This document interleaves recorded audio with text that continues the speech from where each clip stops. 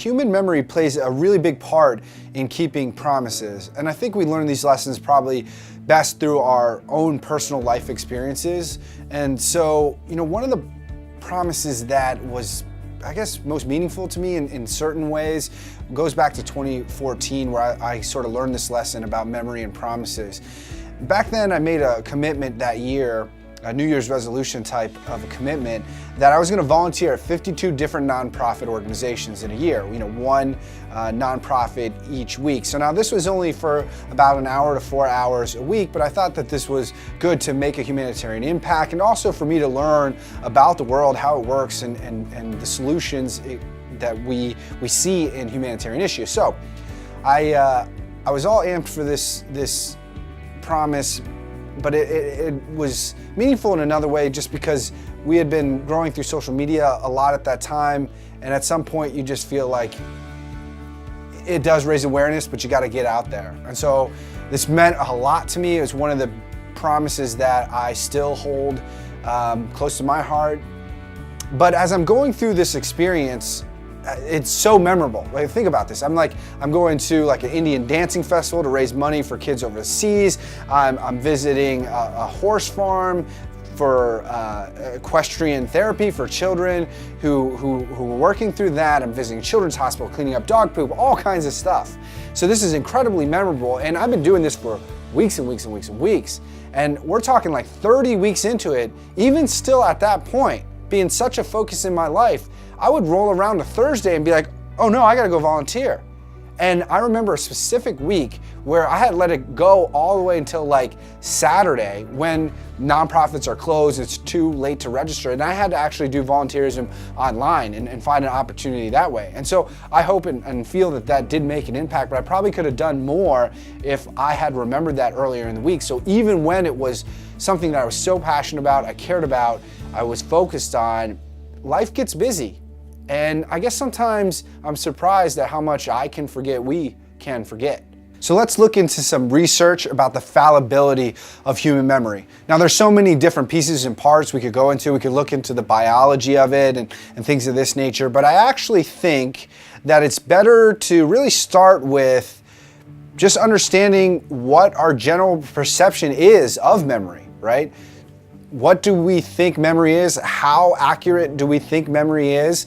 And we're going to talk about research, a study, a survey done by two psychologists. Okay, so this is how it worked. Basically what they did was survey two groups. Okay, one of the groups came from the 2010 meeting for the Psychonomic Society. I don't exactly know what all that means, but basically these members are experts, psychologists in understanding how the mind works in experimental psychology. So they surveyed all of the attendees at this meeting, and then they took only the attendees who had 10 or more years of research in memory specifically. Okay, so that's one group that was surveyed. The second group that was surveyed was a representation of the general US population. Okay, this was 1,838 people. Now, this survey was done by a professional research organization. So when I say random sampling, I mean it was census weighted. It was really driven to say, is this an accurate reflection of the US population? So what was this survey? They asked a set of questions, and really they were statements, and asking the person who was taking this survey, whether from the group of experimental psychologists or from the general population, they're saying, how much do you agree with this statement? Let's take a look at a few of these statements. In my opinion, the testimony of one confident eyewitness should be enough to convict a defendant of a crime. Now, how much did each one of these groups agree or disagree?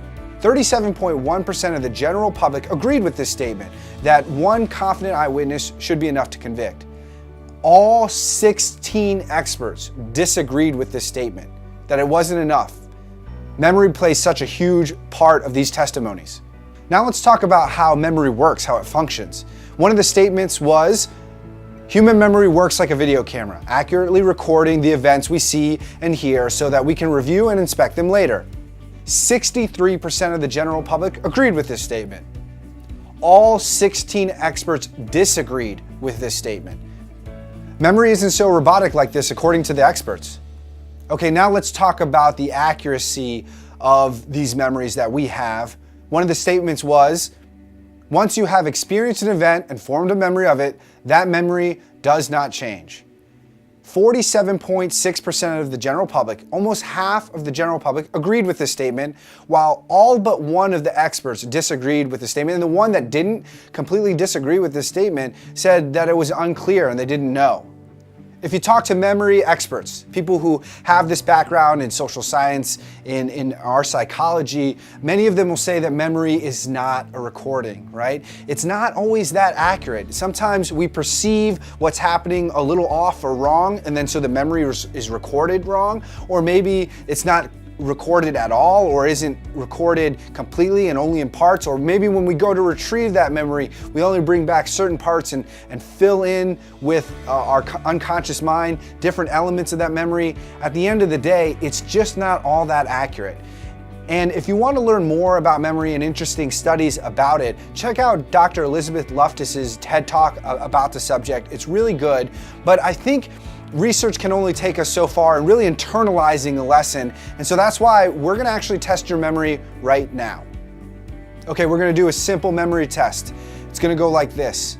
You're not gonna write anything down, right? You gotta store it in your memory, that's the whole point. We're gonna show you 20 objects. 20 objects, and you're gonna try to memorize what those objects are. We're gonna show these 20 objects for 30 full seconds on the screen.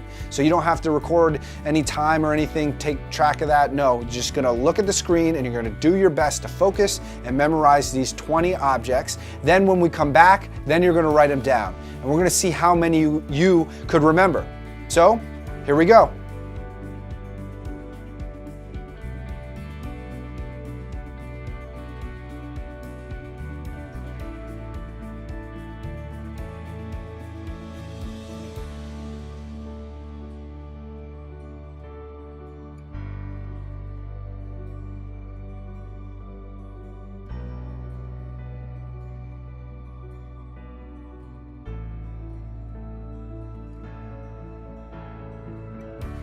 Okay, 30 seconds is up. Quickly, write it down. Write it down right now, even pause the video if you need to. Write down how many of those objects you could remember in a list.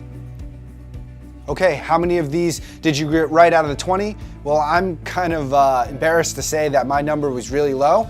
I only got 8 of the 20 right. I'm hoping that some of the supporters watching this video got in those 70%, 80 percentile kind of accuracy in what they could remember. But let's think about that. Let's say you missed only 25% of those objects. Imagine that 25%, those things that you missed, imagine that each one of those is a broken promise. Imagine that as someone who counted on you. Imagine that person's disappointment. The truth is that keeping promises, it's hard enough. Why rely on something that we know isn't that accurate? Why rely on the fallibility of our memory to make life even harder for ourselves and for others? You know, we can always have this positive intent. And that's important, having good motivation to better humanity, yourself, your family, your community, a cause. This is incredibly critical. But keeping promises is more than just that. We can't forget what we say and what we do.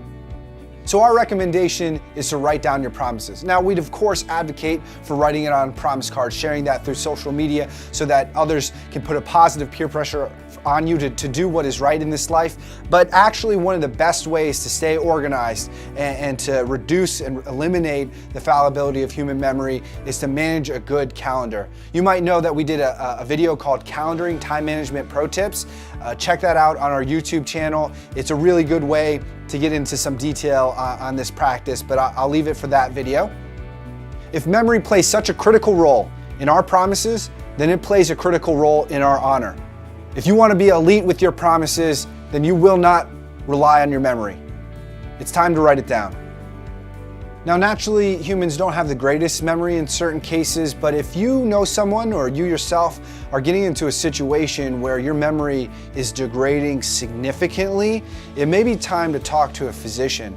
Alzheimer's disease affects memory, thinking, behavior. It's the most common form of dementia. Now, it typically affects people over the age of 65, but 5% of the people who are diagnosed with Alzheimer's disease actually get an early onset diagnosis, and that would be in their 40s or 50s. So if you know someone who is fading in this way, or you yourself are concerned in this manner, I encourage you to check out alzheimersprevention.org. They have a memory quiz on there that can be an early assessment to see if you should talk to a physician, or go to alz.org, the Alzheimer's Association's website, to check out the 10 signs, the symptoms for Alzheimer's disease, this form of dementia. At the end of the day, memory plays a big role in our lives, particularly in our promises. It's important that we understand this.